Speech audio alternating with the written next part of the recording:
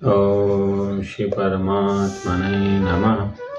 ओम नमो भगवते वासुदेवाय। अध्याय 15 श्लोक 5।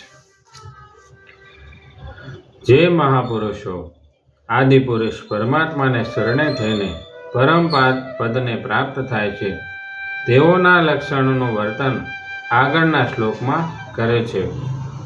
निर्माण मोहा जित संग दोषा अध्यात्म नित्या विनिवृत्त कामा द्वंद्वैर्विमुक्ता सुख दुख संगनिर्गच्छन्त्यमुडाः पदमव्ययम् तत्। जेमना मान अने मोह नष्ट थई चूक्या छे, जेमने आसक्तिरूप दोषोने जीती लीधा छे, जेमनी परमात्माना स्वरूपमां नित्य स्थिति छे, जेमनी पोतानी दृष्टिथी संपूर्ण कामनाओ नाश पामी चूकी छे, सुख दुख रूपी द्वंद्वोथी मुक्त थई गया छे, एवा ऊंची स्थितिवाळा मोह रहित साधको भक्तो ते अविनाशी परमपद परमात्माने प्राप्त थाय छे। निर्माण मोहा शरीर में हूँ मारापणुं थवाथी ज मान आदर सत्कारनी इच्छा थाय छे। शरीर साथे पोतानो संबंध मानवाने कारणे ज मनुष्य शरीरना मान आदरने भूलथी पोतानो मान आदर मानी ले छे अने फसाई जाय छे। जे भक्तोनो केवळ भगवानमां ज आत्मभाव होय छे तेओ शरीरमां हूँ मारापणुं नथी रहेतुं, आथी तेओ शरीरना मान आदरथी प्रसन्न नथी थता। एकमात्र भगवानने शरणे थता तेओनो शरीर साथे मोह नथी रहेतो, पछी मान आदरनी इच्छा तेओनामां थई ज केवी रीते थई शके छे। केवळ भगवाननो ज उद्देश्य ध्येय होवाथी अने केवळ भगवानने शरण अने परायण रहेवाथी ते भक्तो संसारथी विमुक्त थई जाय छे। आथी तेओमां संसारनो मोह नथी रहेतो।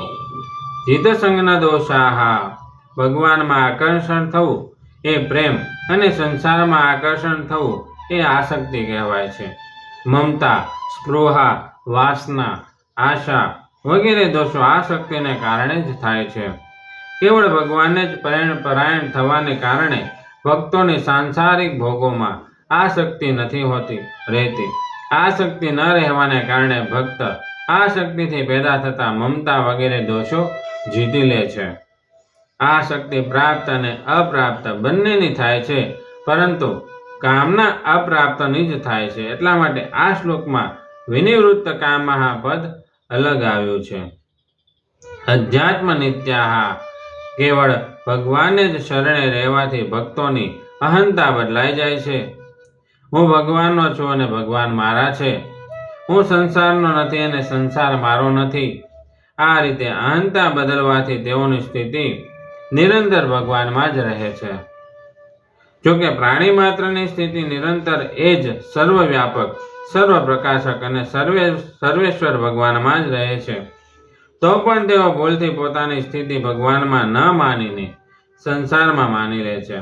जेम के हूँ अमुक वर्ण, आश्रम, संप्रदाय, नाम, जाति वगैरेनो छुं। पोतानी आ विपरीत मान्यताने कारणे तेओ बंधाई जाय छे अने वारंवार जन्मता अने मरता रहे छे। कारण के मनुष्यनी जेवी अहंता होय छे तेनी स्थिति त्यां ज होय छे। जेवी रीते मनुष्य जन्मना अनुसार पोताने ब्राह्मण माने छे, तो तेनी ब्राह्मणपणानी मान्यता नित्य निरंतर रहे छे, अर्थात ते नित्य निरंतर ब्राह्मणपणामां स्थित रहे छे, चाहे याद करे के न करे। एवी ज रीते जे भक्तो पोतानो संबंध केवळ भगवाननी साथे ज माने छे तेओ नित्य निरंतर भगवानमां ज स्थित रहे छे। विनिवृत्त कामः संसारनो ध्येय के लक्ष्य रहेवाथी संसारनी वस्तु, परिस्थिति वगैरेनी कामना थाय छे। अर्थात अमुक वस्तु, व्यक्ति वगैरे मने मळी जाय, आ रीते अप्राप्तनी कामना थाय छे। परंतु जे भक्तोनो सांसारिक वस्तु वगैरेने प्राप्त करवानो उद्देश्य छे ज नहीं, तेओ कामनाथी सर्वथा रहित थई जाय छे। शरीरमां ममता थवाथी कामना पैदा थई जाय छे के मारुं शरीर स्वस्थ रहे, बीमार न थई जाय, शरीर हष्टपुष्ट रहे, कमजोर न बनी जाय। आनाथी सांसारिक धन, पदार्थ, मकान वगैरेनी अनेक कामनाओ पैदा थाय छे। શરીર વગેરેમાં મમતા ન રહેવાથી ભક્તોની કામનાઓ દૂર થઈ જાય છે. ભક્તોનો એ અનુભવ હોય છે કે શરીર, ઇન્દ્રિયો, મન, બુદ્ધિ, અહમ, મારાપણું એ બધા ભગવાનના જ છે. ભગવાનના સિવાય એમનું પોતાનું કશું હોતું જ નથી. એવી રીતે ભક્તોની સઘળી કામનાઓ વિશેષ અને નિશેષ રૂપથી નષ્ટ થઈ જાય છે. એટલા માટે તેઓને અહીં વિનિવૃત્ત કામા કહેવામાં આવ્યા છે. વિશેષ વાત: વાસ્તવમાં શરીર વગેરેનો વિયોગ તો પ્રતિક્ષણે થઈ જ રહ્યો છે. સાધકે પ્રતિક્ષણે થવાવાળા આ વિયોગનો સ્વીકાર માત્ર કરવાનો છે. આ છૂટી જનારા પદાર્થો સાથે સંયોગ માનવાથી જ કામનાઓ પેદા થાય છે. જન્મથી લઈને આજ સુધી નિરંતર આપણી પ્રાણ શક્તિ નષ્ટ થઈ રહી છે અને શરીરથી પ્રતિક્ષણે વિયોગ થઈ રહ્યો છે. જ્યારે એક દિવસે શરીર છૂટી જશે ત્યારે લોકો કહેશે કે આજે આ મરી ગયો. વાસ્તવમાં જોઈએ તો શરીર આજે જ નથી મર્યું, પરંતુ પ્રતિક્ષણે મરવાવાળા શરીરનું મરવું આજે સમાપ્ત થયું છે. આથી કામનાઓથી નિવૃત્ત થવાને માટે સાધકે તે પ્રતિક્ષણે વિયુક્ત થવાવાળા શરીર વગેરે પદાર્થોને સ્થિર માનીને તેમની સાથે કદી પોતાનો સંબંધ ન માનવો જોઈએ. વાસ્તવમાં કામનાઓની પૂર્તિ કદી થતી જ નથી. જ્યાં સુધી એક કામનાની પૂર્તિ થતી દેખાય છે ત્યાં સુધી બીજી અનેક કામનાઓ ઉત્પન્ન થઈ જાય છે. એ કામનાઓમાંથી જ્યારે કોઈ એક કામનાની પૂર્તિ થતાં મનુષ્યને સુખ પ્રતીત થાય છે ત્યારે બીજી કામનાઓની પૂર્તિ માટે ચેષ્ટા કરવા લાગી જાય છે. પરંતુ એ નિયમ છે, ચાહે ગમે તેટલા ભોગ પદાર્થો મળી જાય, પરંતુ કામનાઓની પૂર્તિ કદી થઈ જ નથી શકતી. કામનાઓની પૂર્તિના સુખ ભોગથી નવી નવી કામનાઓ પેદા થતી રહે છે. જીમી પ્રતિ લાભ લોભ અધિકાઈ. સંસારની સઘળી વ્યક્તિઓ અને પદાર્થો એક સાથે મળીને પણ એક વ્યક્તિની કામનાઓની પૂર્તિ નથી કરી શકતા. પછી સીમિત પદાર્થોની કામના કરીને સુખની આશા રાખવી એ મોટી ભૂલ જ છે. કામનાઓ રહેતા કદી શાંતિ નથી મળી શકતી. સશાંતિ માપનોતી ન કામ કામી. આથી કામનાઓની નિવૃત્તિ જ પરમ શાંતિનો ઉપાય છે. એટલા માટે કામનાઓની નિવૃત્તિ જ કરવી જોઈએ અને ન કે પૂર્તિની ચેષ્ટા. સાંસારિક ભોગ પદાર્થો મળવાથી સુખ થાય છે એવી માન્યતા કરી લેવાથી જ કામના પેદા થાય છે. એ કામના જેટલી તીવ્ર હશે તે પદાર્થ પ્રાપ્ત થતાં તેટલું જ સુખ થશે. વાસ્તવમાં કામનાની પૂર્તિથી સુખ નથી થતું. જ્યારે મનુષ્ય કોઈ પદાર્થના અભાવનું દુઃખ માનીને કામના કરીને તે પદાર્થનો મનથી સંબંધ જોડી લે છે ત્યારે તે પદાર્થ મળવાથી અર્થાત તે પદાર્થનો મનથી સંબંધ વિચ્છેદ થવાથી અભાવની માન્યતાનું દુઃખ દૂર થઈ જતા સુખ પ્રતીત થાય છે. જો તે પહેલેથી જ કામના ન કરે તો પદાર્થ ના મળવાથી સુખ અને ન મળવાથી દુઃખ થશે જ નહીં. મૂળમાં કામનાની સત્તા છે જ નહીં, કેમ કે જ્યારે કામ્ય પદાર્થની સ્વતંત્ર સત્તા નથી ત્યારે તેની કામના કેવી રીતે થઈ શકે છે? એટલા માટે બધા સાધકો નિષ્કામ બનવામાં સમર્થ છે. દ્વંદ્વે વિમુક્તા સુખ દુઃખ સંગને. તે ભક્તો સુખ દુઃખ હર્ષ શોક રાગ દ્વેષ વગેરે દ્વંદ્વોથી રહિત થઈ જાય છે, કારણ કે તેઓની સામે અનુકૂળ પ્રતિકૂળ જે પણ પરિસ્થિતિ આવે છે તેને તે ભગવાનનો જ આપેલો પ્રસાદ માને છે. તેમની દ્રષ્ટિ કેવળ ભગવત કૃપા પર જ રહે છે, અનુકૂળ પ્રતિકૂળ પરિસ્થિતિ પર નહીં. આથી જે કંઈ થાય છે તે આપણા પ્યારા પ્રભુનું જ મંગલમય વિધાન છે. એવો ભાવ થવાથી તેઓમાં દ્વંદ્વો સુગમતાપૂર્વક દૂર થઈ જાય છે. ભગવાન બધાના સુહૃદ છે. સુહૃદમ સર્વભૂતાનામ.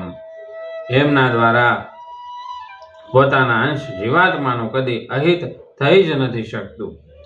એમના મંગલમય વિધાનથી જે પણ પરિસ્થિતિ આપણી સામે આવે છે તે આપણા પરમ હિતને માટે જ હોય છે. એટલા માટે ભક્તો ભગવાનના વિધાનમાં પરમ પ્રસન્ન રહે છે. શરીર ઇન્દ્રિયો મન અને બુદ્ધિને અનુકૂળ પ્રતિકૂળ પરિસ્થિતિનું જ્ઞાન થવા છતાં પણ આવી પરિસ્થિતિ કેમ આવી ગઈ?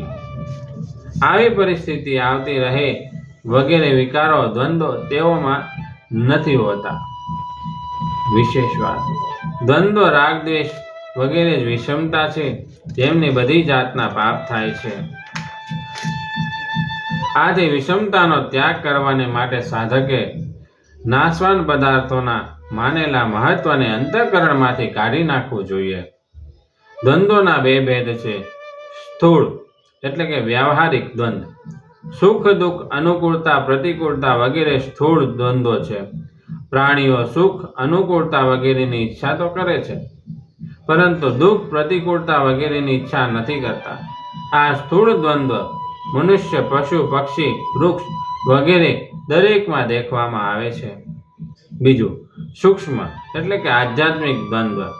જોકે પોતાની ઉપાસના અને ઉપાસ્યને સર્વશ્રેષ્ઠ માનીને તેને આદર મહત્વ આપવું આવશ્યક તેમજ લાભપ્રદ છે, તો પણ બીજાઓની ઉપાસના અને ઉપાસ્યને નીચા બતાવીને તેમનું ખંડન, નિંદા વગેરે કરવા એ સૂક્ષ્મ દ્વંદ્વ છે, જે સાધકને માટે હાનિકારક છે.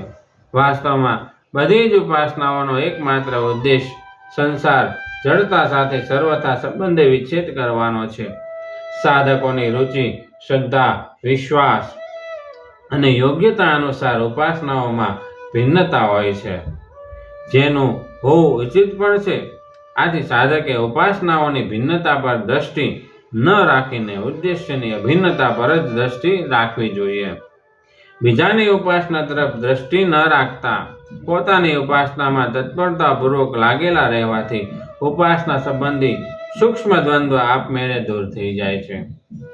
ગીતામાં સ્થૂળ દ્વંદ્વ મોહ કલિલમ અને સૂક્ષ્મ દ્વંદ્વને શ્રુતિ પ્રતિપન્ના પદોથી કહેવામાં આવેલ છે. સાધકના અંતઃકરણમાં જ્યાં સુધી સંસાર જડતાનો સંબંધ કે મહત્વ રહે છે, ત્યાં સુધી આ દ્વંદ્વો રહે છે. સ્થૂળ દ્વંદ્વ સંસારને વિશેષ રૂપે સત્તા અને મહત્તા આપે છે. આથી સ્થૂળ દ્વંદ્વને દૂર કરવો બહુ જ જરૂરી છે. જ્યાં સુધી મૂઢતા રહે છે ત્યાં સુધી દ્વંદ્વો રહે છે. વાસ્તવમાં જોઈએ તો પોતાનામાં દ્વંદ્વો માનવા એ જ મૂઢતા છે.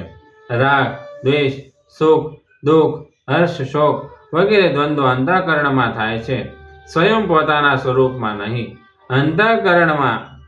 અંતઃકરણ જડ છે અને સ્વયં ચેતન તેમજ જડનો પ્રકાશક છે. આથી અંતઃકરણ સાથે સ્વયંનો સંબંધ છે જ નહીં, કેવળ માન્યતાથી જ આ સંબંધ પ્રતીત થાય છે. શ્રુતિ વિપ્રનિપન્નનો અર્થ છે શાસ્ત્રોમાં જ્ઞાન, કર્મ, ભક્તિ, દ્વૈત, અદ્વૈત, શુદ્ધાદ્વૈત, દ્વૈતાદ્વૈત વગેરે સિદ્ધાંતો વિષ્ણુ, રામ, કૃષ્ણ, શિવ, શક્તિ, ગણેશ વગેરે ઉપાસ્ય દેવો, સકામ અને નિષ્કામ ભાવ વગેરે વગેરે ભિન્ન વિચારોને જોઈને કોઈ એક વિચાર ઉપર પોતાનો નિશ્ચય કે નિર્ણય નહીં કરી શકો, અર્થાત કિંકર્તવ્ય વિમૂઢ થઈ જવું. આ બધાનો અનુભવ છે કે સુખ દુઃખ વગેરે દ્વંદ્વો આવતા આપણે તો તે જ રહીએ છીએ એવું નથી બનતું, કે સુખ આવતા આપણે એક હોઈએ છીએ અને દુઃખ આવતા બીજા. પરંતુ મૂઢતાવશ આ સુખ દુઃખ વગેરે સાથે ભળીને સુખી અને દુઃખી થવા લાગીએ છીએ. જો આપણે આ ક્રિયાશીલ દ્વંદ્વો સાથે ન ભળીને પોતાના સ્વરૂપમાં સ્થિત રહીએ તો સુખ દુઃખ વગેરે દ્વંદ્વોથી આપમેળે છૂટી જઈશું. એટલા માટે સાધકે બદલાવાવાળી પરિવર્તનશીલ અવસ્થાઓ એટલે કે સુખ દુઃખ હર્ષ શોક વગેરે પર દ્રષ્ટિ ન રાખીને કદી ન બદલાવાવાળા અને બધી અવસ્થાઓથી અતીત એવા પોતાના સ્વરૂપ પર જ દ્રષ્ટિ રાખવી જોઈએ.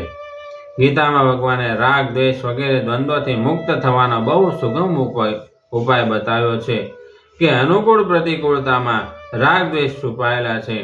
તેમનાથી બચવા માટે સાધકે કેવળ એટલી સાવધાની રાખવાની છે કે તેઓને વશ ના થાય. તાત્પર્ય એ છે કે રાગ દ્વેષ દેખાવા છતાં પણ સાધક એમને વશીભૂત થઈને તદનુસાર ક્રિયા ન કરે, કેમ કે ક્રિયા કરવાથી જ તે પુષ્ટ થાય છે. ગચ્છન્ત્યમૂઢાઃ પદમ અવ્યયમ તત. આવા જવાવાળા પદાર્થોને પ્રાપ્ત કરવાની ઈચ્છા, ચેષ્ટા કરવી તથા તેમનાથી સુખી દુઃખી થવું એ મૂઢતા છે. વાસ્તવમાં સંસાર નિરંતર પરિવર્તનશીલ છે અને પરમાત્મા નિત્ય રહેવાવાળા છે. પરમાત્માની સત્તાથી જ સંસારની સત્તા દેખાય છે, પરંતુ અવિનાશી પરમાત્મા અને વિનાશી સંસારની સત્તાને ભેળવીને સંસાર છે એવું માની લેવું એ મૂઢતા છે. જે રીતે મૂઢ એટલે કે અજ્ઞાની મનુષ્યને સંસાર છે એવું સ્પષ્ટ દેખાય છે, તે જ રીતે અમૂઢ એટલે કે મોહરહિત મહાપુરુષોને પરમાત્મા છે એવો સ્પષ્ટ અનુભવ થાય છે. સંસાર જેવો દેખાય છે તેવો જ છે. આ રીતે સંસારને સ્થાયી માની લેવો એ મૂઢતા એટલે કે મોહ છે.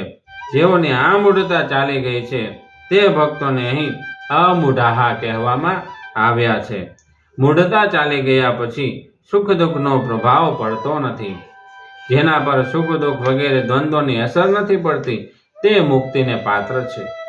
એટલા જ માટે આ શ્લોકમાં ભગવાને 2 વાર મૂઢતાના ત્યાગની વાત એટલે કે નિર્માણ મોહા અને અમૂઢાઃ કહીને તેના ત્યાગ પર વિશેષ જોર દીધું છે. મૂઢતા અર્થાત મોહ 2 પ્રકારનો હોય છે. એક, પરમાત્મા તરફ ન જતા સંસારમાં જ લાગી જવું, અને બીજું, પરમાત્માને સારી રીતે ન જાણવા. આ શ્લોકમાં પહેલા નિર્માણ મોહા પદથી સંસારનો મોહ ચાલ્યો જવાની વાત કહી છે અને અહીં અમૂઢાઃ પદથી એ પરમાત્માને સારી રીતે જાણી લેવાની વાત કહી છે. જેવી રીતે નિર્ગુણ તત્વને જાણવા વાળો અમૂઢ મોહરહિત થઈ જાય છે, એવી રીતે સગુણ સાકારને દ્રઢતાપૂર્વક માનવા વાળો પણ અમૂઢ થઈ જાય છે.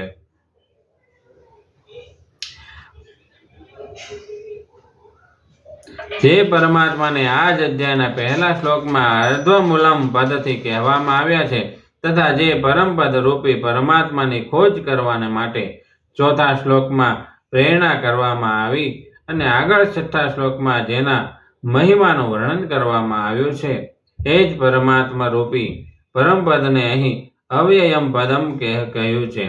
જે ઊંચી સ્થિતિના સાધક ભક્તો માન, મોહ, મમતા વગેરે દોષોથી સર્વથા રહિત થઈ જાય છે, તેઓ તે અવિનાશી પરમપદને અવશ્ય પ્રાપ્ત થાય છે. જેને પ્રાપ્ત કરી લેતા મનુષ્ય પાછો ફરીને નાશવાર સંસારમાં નથી આવતો. વાસ્તવમાં તો મનુષ્ય માત્ર એ પદને આપોઆપ પ્રાપ્ત છે, પરંતુ એ બાજુ દૃષ્ટિ ન રહેવાથી તેને તેવો અનુભવ નથી થતો. એને એક ઉદાહરણથી સમજવું જોઈએ. આપણે રેલગાડીથી યાત્રા કરી રહ્યા છીએ. આપણી ગાડી એક સ્ટેશન પર રોકાઈ જાય છે. આપણી ગાડીની પાસે બીજા પાટા પર ઊભેલી બીજી ગાડી એકાએક ચાલવા લાગે છે. તે સમયે એ ચાલતી ગાડી પર દ્રષ્ટિ રહેવાથી ભ્રમથી આપણને પોતાની ગાડી ચાલતી દેખાય છે, પરંતુ જ્યારે આપણે ત્યાંથી પોતાની દ્રષ્ટિ હટાવીને સ્ટેશન તરફ દેખીએ છીએ ત્યારે ખબર પડે છે કે આપણી ગાડી તો જેમ છે તેમ પોતાના સ્થાન પર જ ઊભેલી છે. એ જ રીતે સંસાર સાથે સંબંધ થતા મનુષ્ય પોતાને સંસારની જેમ ક્રિયાશીલ, આવવા જવાવાળો દેખવા લાગે છે, પરંતુ જ્યારે તે સંસારથી દ્રષ્ટિ હટાવીને પોતાના સ્વરૂપને દેખે છે ત્યારે તેને ખબર પડે છે કે હું પોતે તો જેમ છું તેમ જ છું. પરિશિષ્ટ ભાવ. જ્ઞાન યોગ અને કર્મયોગની અંતર્ગત ભક્તિ નથી આવતી, પરંતુ ભક્તિની અંતર્ગત જ્ઞાન યોગ અને કર્મયોગ બંને આવી જાય છે. તેથી અહીં અધ્યાત્મ નિત્યા પદથી જ્ઞાનયોગ અને વિનિવૃત્ત કામા પદથી કર્મયોગ સમજવો. ઓમ નમો ભગવતે વાસુદેવાય. ઓમ નમો નારાયણ. ઓમ વિદેશી પંચમ શ્લોક સંપૂર્ણ.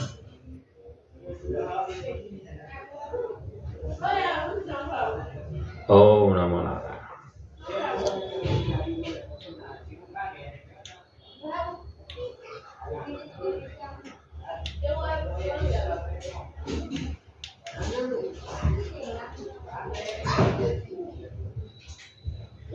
ઓમ નમો